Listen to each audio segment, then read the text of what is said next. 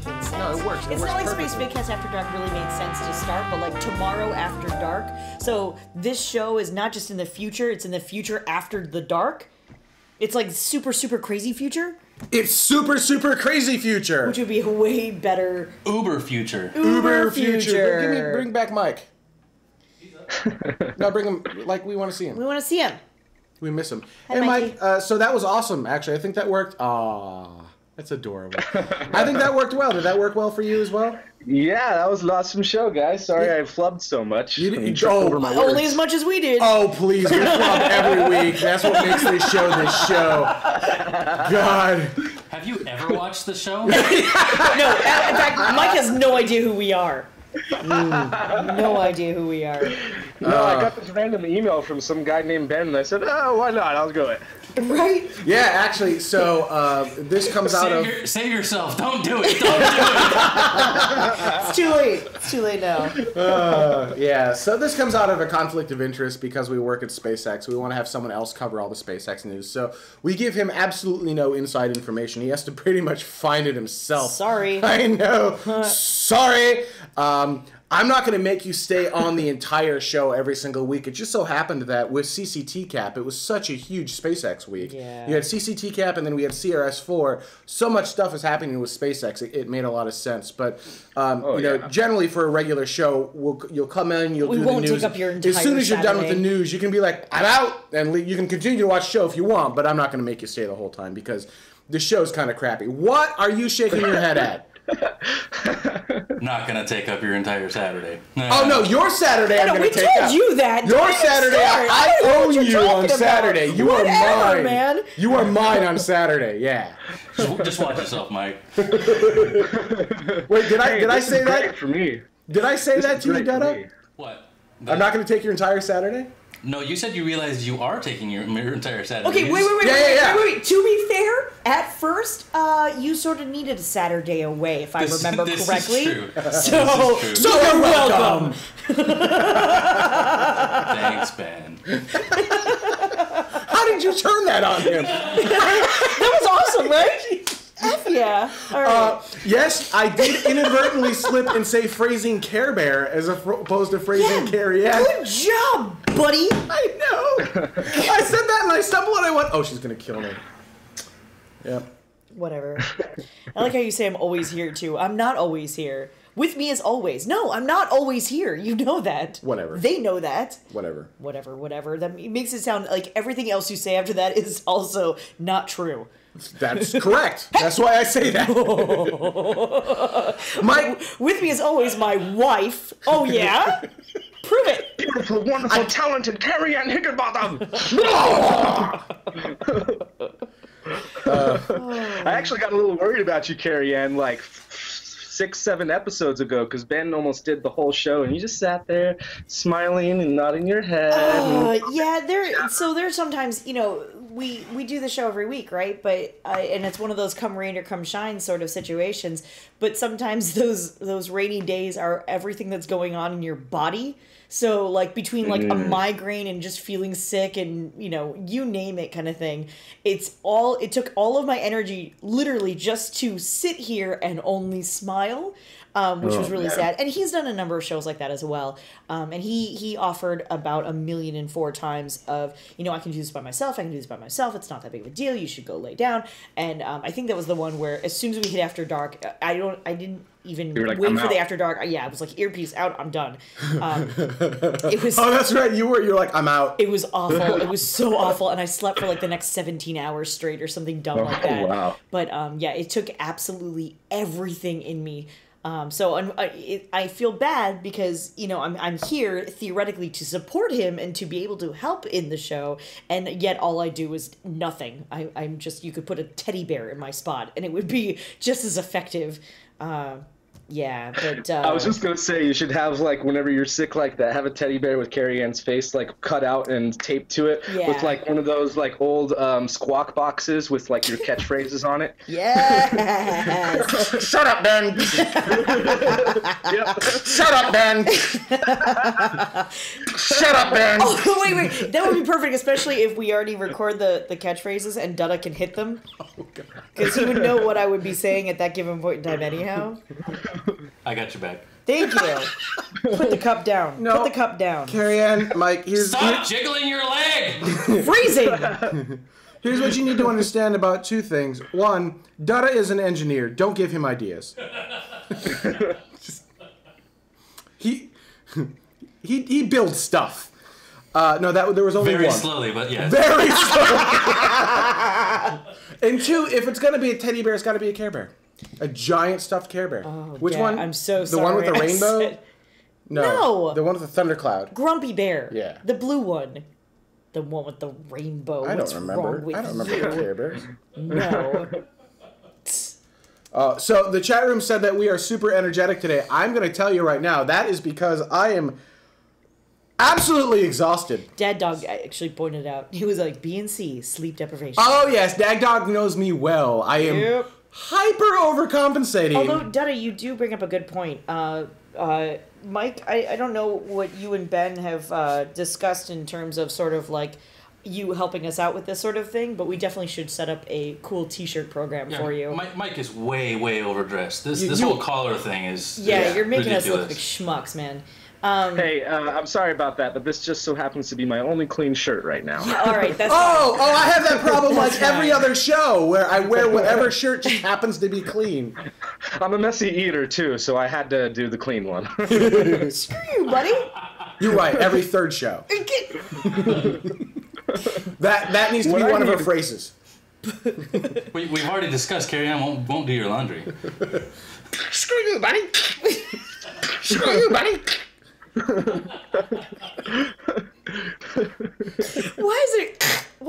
What's going on there?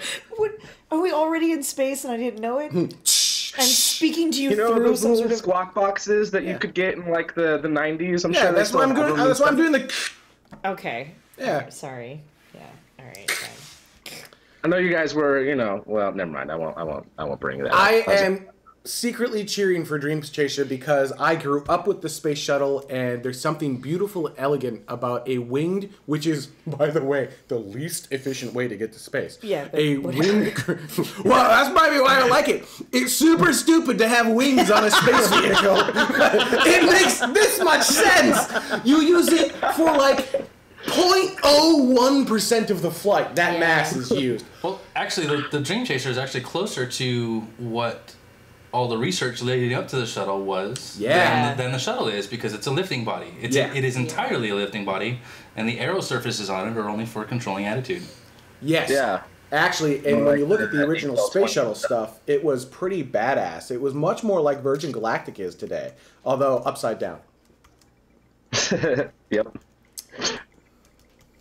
I like your comments earlier about the whole solid rocket things, and with Sierra Nevada, they don't have to worry about any of that. I mean, that's the reason Werner von Braun quit NASA, was because of those stupid solid rockets. Oh, I didn't know that. He left because of solid?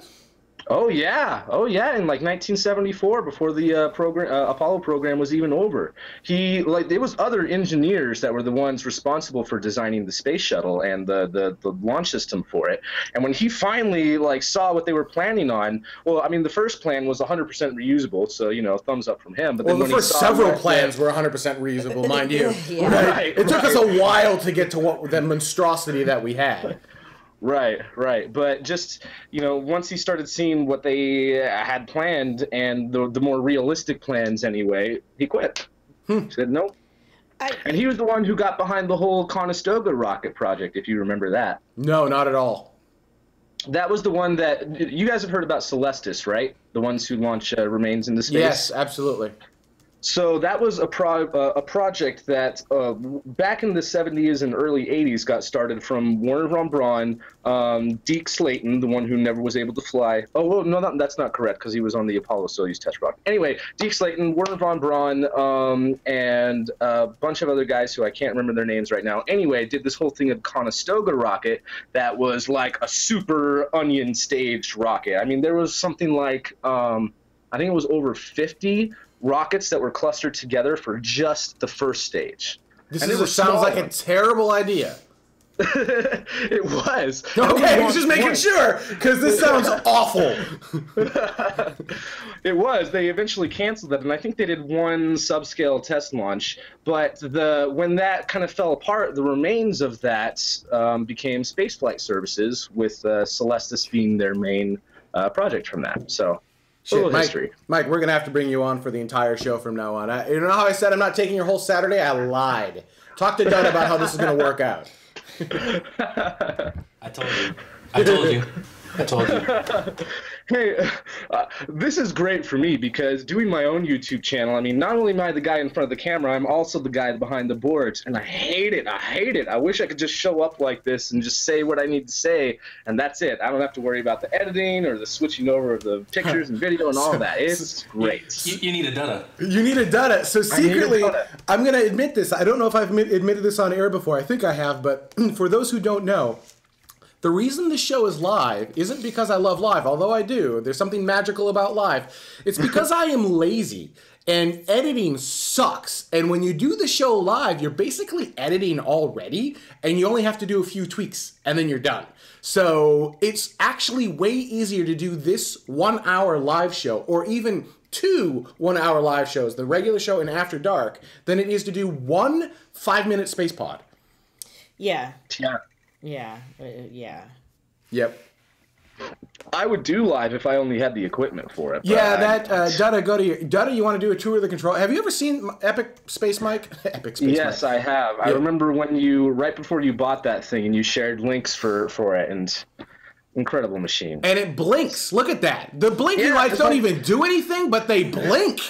How cool is that? Chris Howlett is asking who Space Mike is. Has he been on before? He missed part of the show, so if you explained that earlier, he didn't catch that part. We didn't actually do a real intro. No, we didn't actually do a real intro, first of all. But yes, Space Mike has been on before, but many, many years ago. We've known Mike. God, we've known you, 5 years or so? If I remember right, you guys were the ones who promoted my Nautilus X video like 3.5 or almost 4 years ago. It's been a while. It's because of you guys that my YouTube channel even took off, such as it is. I mean, it's nothing compared to you guys, but if not for you guys, I wouldn't have continued to do space videos. Aww. He's already better at it than us because that's not hard. We set the bar here. I don't know. It was hilarious. Like 100 people from the Space Vidcast chats came over to my channel and subscribed and demanded that I start a Twitter account. And I was just like, oh, okay. You have to do it. Oh my God, I got yelled at. Well, actually by you, but really by the chat room because we forgot. We had a late night, people.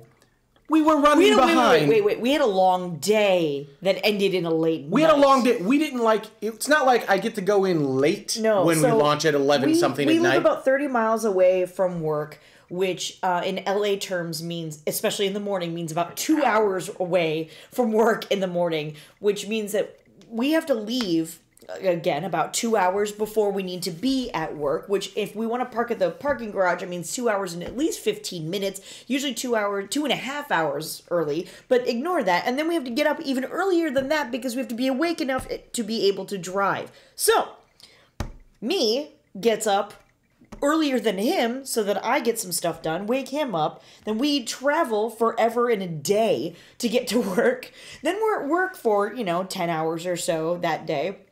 And then after work just continues. Why did you air quote work? Because it's not an air quote word. Because after regular work, I suppose. After regular work just continues. We just continue to work then. So we didn't get home. We left the house. We were awake at I don't even know. It was 5 o'clock in the morning, 4:30 in the morning, something dumb like that. And then we didn't even get home or in bed until at least midnight. Yeah, it was awful. And we were working pretty much the whole time other than travel time, which you have to be at least awake for because you can't die. The point is, we were up really late, and so we're running late, and I forgot to tweet out, and everyone's like, I don't know if there's going to be a show. Which I suppose is fair. But still... It's totally fair. Oh, man, I don't remember the... Yeah, I got a little nervous for a minute when I first logged in. I was just like, uh-oh, I hope we really are doing this today. Yeah. Yeah, that was all on me. And, yeah. Dutta knew. Yeah, we actually do need someone to run our social media stuff. Oh,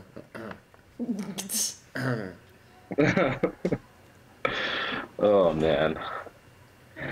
Who are you grunting at?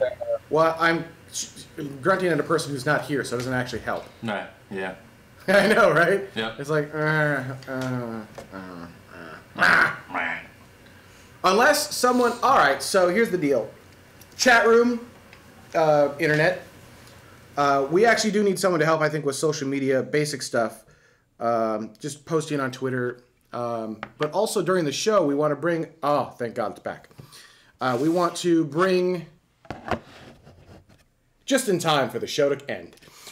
We want to bring your tweets. Like if you use hashtag Epic Future Space or some random hashtag that's not hashtag TMRO, we want to be able to put your tweets at the bottom of the screen when we're talking about it. And we're developing some software that talks to the hardware that we purchased, which is all part of our Patreon goal, that will allow a moderator basically to go through and say, this one was good, this one was good, this one was good, which will then push to this device right here, which then we can actually go, make that one go to air, and will magically show up on the screen. But we need that interim person in between. So if there's someone in the community where that interests them, they like being abused, they don't like making any money, and they like working really, really hard for no real compensation. No, I was going to say, you don't even get acknowledged, really, ever.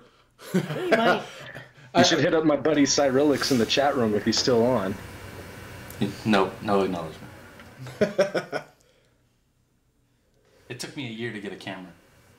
Yeah. Yeah, we're going to take it away. Actually, no. I'll let you keep the camera, but not the microphone. Wait. We bought him lunch once. Yeah, once. Yeah, once. We what? We bought him lunch once. It was a very nice lunch. Oh, well, then we did that wrong. Taco Bell? Yeah, McDonald's? I don't... See, Mike does know us well. No, you know what it was? It was freaking IHOP, and that was a nice lunch because that is way more expensive than it should be. No, shite. That was like 4 of us, and it was like almost 80 or 90 bucks. That was... It was $3.50 for hollandaise, a little cup of hollandaise sauce. Yeah, I walked out of there thinking, all right, this will be a $12 bill, and I come out like $400 later, like, oh my God. Oh. All right. Hey, so Mike, what do you know about this electrically powered spacecraft propulsion thing that they're doing on SpaceX? On that satellite that I talked about? Yeah. It's called SpinSat, and actually SpaceX doesn't have anything to do with it. They're just sending it up to the ISS in their Dragon on CIS-4. Like I said in the real cast, it's done by the Naval Research Lab. The real cast? Yeah, this is like the fake one. I got you. I got you. The fake cast, but you know this is the fun cast. The other was not fun. Oh my God! Let the man talk. Seriously. Hang on, excuse me. Let me dig myself a little bit deeper here. So terrible. I'm sorry, I interrupted just for shits and giggles. What were you saying? Anyway, it's a spherical thing, and it has, I think, like 16 of these little tiny thrusters. And what it is it's a solid fuel, but the solid fuel doesn't activate until the entire amount of fuel has a relatively strong electrical charge pass through it, and then they're activated. They're going to launch a thing through the Kibo airlock, which is what they've done a lot of small sats launching from. And if this test works, this isn't a proven technology, this is just a test. And I think it's by Solid State Propulsion is the one who's doing it. If it's successful, it would mean that the amount of thrust and amount of orbital maneuvers that CubeSats and nanosites would be able to do would be tremendous. They haven't published exactly what the pounds of thrust would be, but from what they're talking about, from how effective it could be, it could possibly be up to 5 times stronger than just the monopropellant thrusters that most CubeSats have, and a little bit at that. That's interesting. I had an idea similar to this probably 6 or 8 years ago. I confessed it to a couple of people, but that was your mistake. Well, yeah, but I didn't have any method of actually doing testing or research or anything. It was just like kind of an idea, but it's kind of interesting that they're working with it. It's cool. Yeah. Interesting. Yeah, I hope it works and we can start like sending out swarms of CubeSats.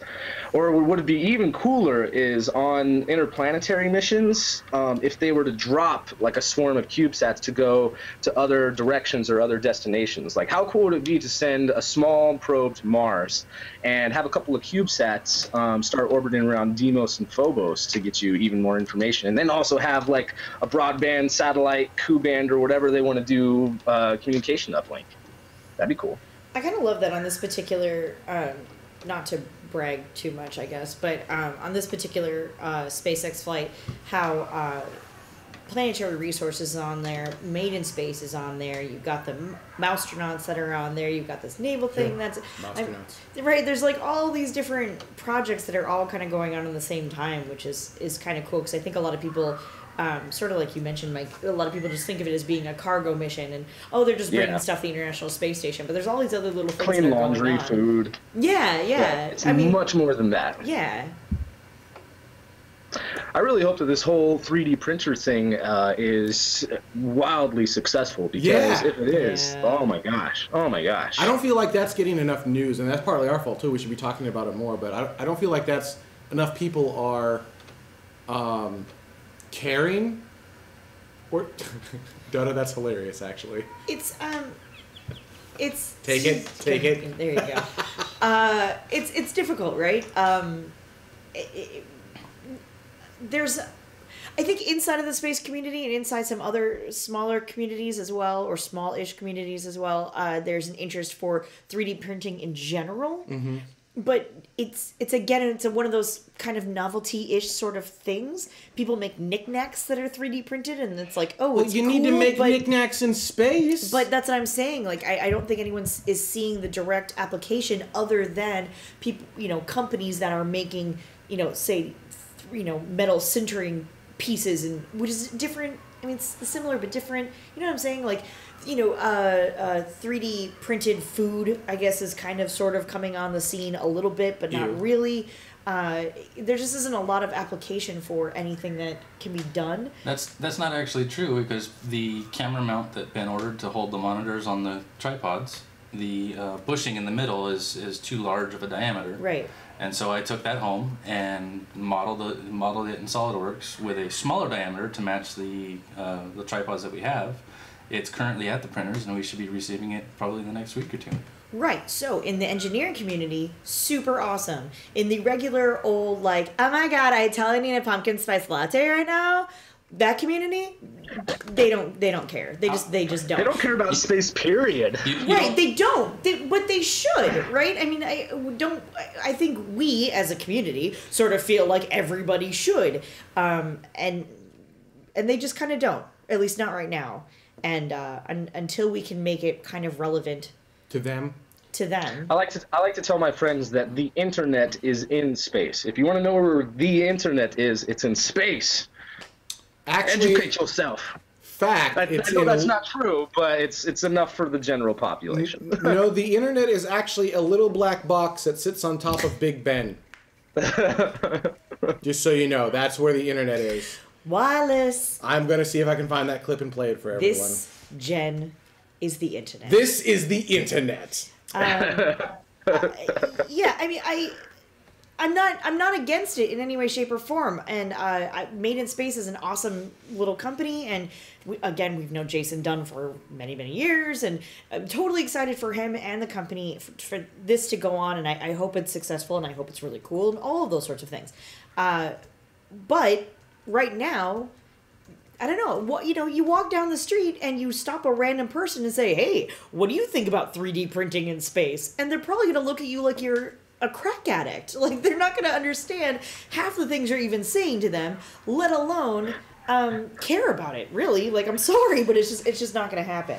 Well, Carrie, you told me a long time ago that there is something in space for everybody. Yes. And it's not the same for you as it is for Ben. And Right. It's not the same as for either of you as it is for me.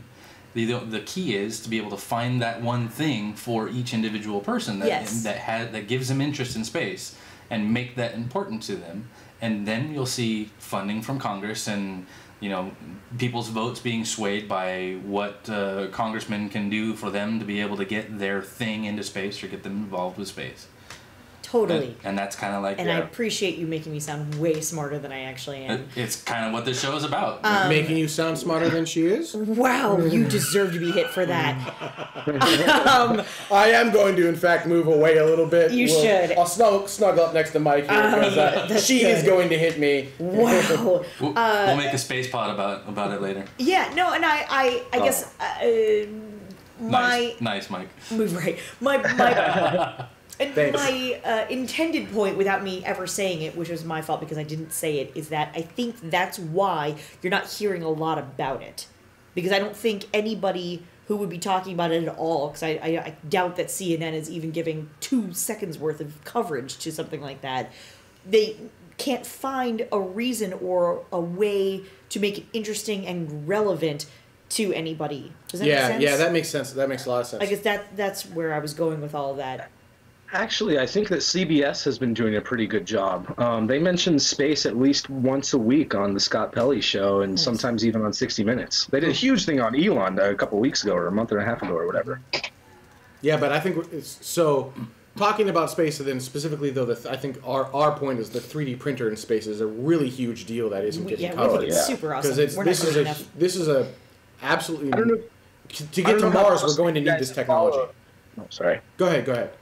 I don't know how closely you guys have followed the experiments and different activities that have been on the ISS over the past couple of years, but I can't think of any specific examples, but there have been dozens of times where an experiment had to be canceled or put on hold or shelved because some little plastic piece didn't work, like your whole diameter of the camera mount example, or something broke, or something was forgotten before it was launched. And you know, there's stuff that is still sitting on the ISS that was supposed to be used in 2000, and the experiment still hasn't been done. And so I think the 3D printer could solve a lot of those problems of these tiny little things that they need but aren't on the priority list.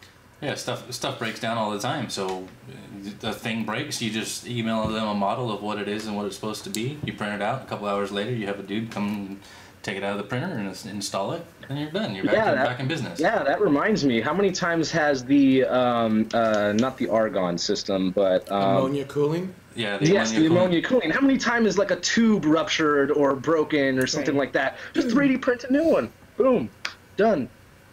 Or the toilet. Yeah. No, really, the space toilet seems to break. I don't know. It's like a hole in a bag. I don't know how this thing breaks. I never want to hear about that damn thing again, ever. Well, there was a time when we were doing space pods, and honestly, I would swear, once every other month, another space pod was like, so the toilet broke again.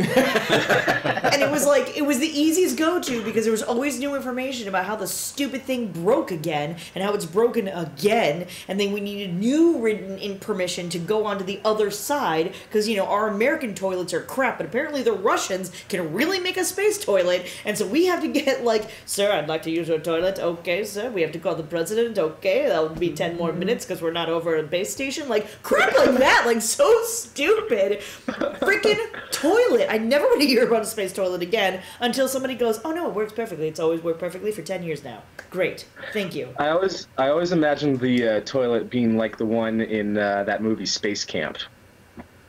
I do not recall that space toilet from Space Camp, the movie. You remember that movie though, right? I saw it when I was probably 10. I watched that movie thousands of times when I was a little kid. That was my Disney movie that I watched over and over and over again. All right, so enlighten me. Oh my gosh, I can't even remember the names of the actors and actresses. Right.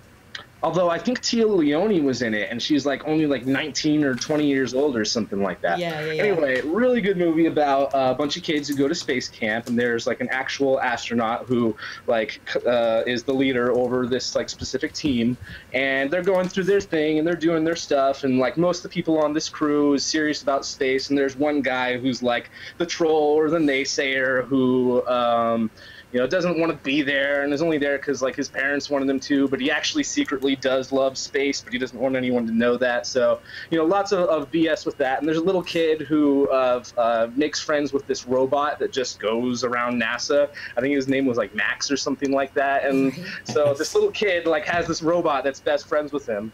And during their trip at space camp, they actually got to sit inside of the actual space shuttle cockpit while they were doing like a dress rehearsal.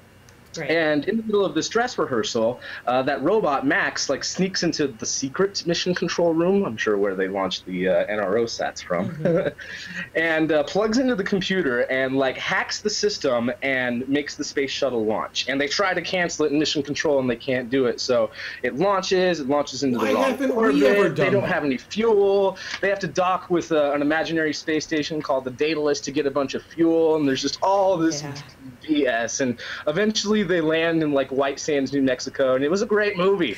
Still one of my favorites. So instead of Tia Leone, which I could totally understand the confusion, it's Leah Thompson. Leah Thompson. There you go. Kate Capshaw apparently was the lead on that particular movie. Kelly Preston's in the movie. Larry B. Scott, Joaquin Phoenix, believe it or not, Tate Donovan, Tom Serkett. Even Terry O'Quinn, who was most recently, in a bunch of terrible shows, but in a good show, Lost. Bunch of interesting people. A bunch of interesting people. What? I had to do my Lost plug. I have to do at least one of those once a year because we're still talking about space. Gary, and I think the time's come. I think we've run out of things to say about space. No. You sure about that? Yeah, I'm positive because there's not even the stupid freaking launch is supposed to go on tonight. Stupid launch. We still have to do an open, Dang it. All right. Let's do a quick open, and then I think we're done. So we have Mike do the open and confuse the snot out of everybody? No, but we're going to stay on if you don't mind, because I'm going to introduce you in the open. So, Dada, go to the thing, and then when I introduce him, do the yep, and then do the thing. You got it just like that. And actually, is it too bitchy to go like, plus we're going to talk to Space Mike about, and then about something, and then go back to the Tomorrow logo, or is that... Just have me pop in for a second before I kind of like Space Mike, I spit when I did that. Why don't you do your news, and then I'll swipe to him, and he can do his, and then I'll swipe back. Oh, that's a great idea. Can do hers. So we're going to say, all right, so hang on. My news wasn't interesting, though. That doesn't matter. We don't actually have to say anything about anything I said, though. We're going to do, let's see here, we're going to do coming up.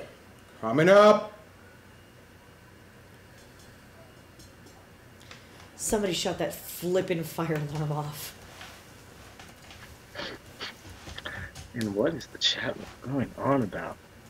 I don't know. They talk constantly. I can never get them to shut up. All the things you remember about that movie, the toilet is what somehow you brought up.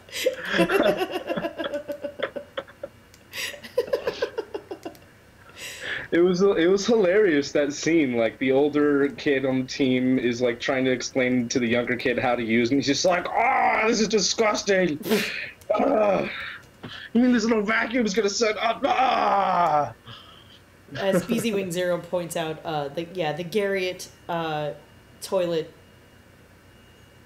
conversation. That's probably the last time I ever want to speak about space toilets. Well. Yeah, 1986. I don't think I was for those of you who are still unaware for some reason, I was never a space geek as a kid in any way, shape, or form. I was a big Diz nerd, but I wasn't a space geek at all.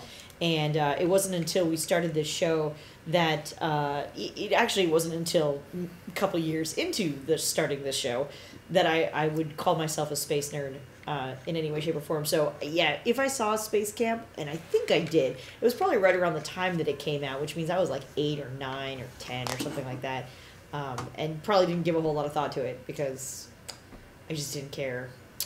All right, here's what we're going to do. Dada, I don't think you need to do... You can just leave them on the screen the whole time. So, here's the plan. I'm going to say, coming up, Blue Origin and ULA team up. You're going to say, Spaceship Earth Grants wants to send you to space, which is awesome because Spaceship Earth is also an XCOM thing. I know. Then, Mike, you're going to say, after she's done with her thing, SpaceX is about to break ground in Brownsville. Because that's easy to say. Or find a better way to say that. SpaceX is about to break ground on a new launch site near Brownsville, Texas. Okay, shorter. Too wordy. Keep going. And then I'm going to say, plus we talk CCT cap, something. Something.com. Plus we talk about something called CCT cap. Stay tuned. All right, ready? This is number one. All right. Coming up, Blue Origin and United Launch Alliance team up. Spaceship Earth Grants wants to send you to space. And SpaceX is breaking ground on their new launch pad in Brownsville, Texas. All right. So, the one time I need you to be over the top, and you're like, yeah, SpaceX does shit. So, more energy. We're going to try this again. This is exciting. People are about to watch the show. They're going to, you know, I mean, this is He's like, tired. holy It's crap. after the show. Oh, come on. It's Ready? after the boring part, too. All right. Coming up, Blue Origin and United Launch Alliance team up. Spaceship Earth Grants wants to send you to space. And SpaceX is building a new launch site in Brownsville, Texas. Plus, we're going to talk about CCT cap and what that acronym means. Stay tuned. Tomorrow begins right now. Boom. Did the chat room like It it? was very Vince McMahon of you. Holy Right now. loud in my ear. You're far. Seriously, right now. That's how I heard that. Right now. I'm Vince McMahon and I don't like it. Are you ready to rock it? Wait, okay, careful, that's trademarked. Oh. Dad Dog says that's a wrap. That's it. You should, instead of right now, you should say, let's rock it.